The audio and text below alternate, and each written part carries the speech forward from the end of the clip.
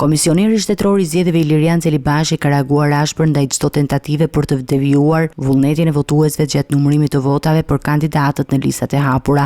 Përmes një shkrese zyrtare drejtuar të gjitha grupeve të numërimit në vend, Celibashi paralajmëron se çdo përpjekje për të cënuar integritetin e votës parapëlqyese do të konsiderohet një shkelje e rëndë e procesit zgjedhor dhe do të përballet me pasoja serioze ligjore. Cënimi i votës të çdo kandidati në listën e hapur përbën shkelje të rëndë të integritetit zgjedhor dhe sjell pasoja ligjore serioze për përgjegjësit, thekson Celibashi në dokumentin e shpërndar. Ai rikujton se është rreptësisht ndaluar të bëhet rivlerësimi i fletëve të votimit që janë shprehur vetëm për partinë apo koalicion. Këto fletë sipas ligjit ruhen në një zarf të veçantë dhe nuk përfshihen në vlerësimin e votave për kandidatët. Dëshkelja e këtij rregulli do trajtohet si tentativë për të manipuluar rezultatin zgjedhor, vijon Celibashi, duke shtuar se për çdo devijim do të ketë ndjekje të menjëhershme dhe masa ligjore.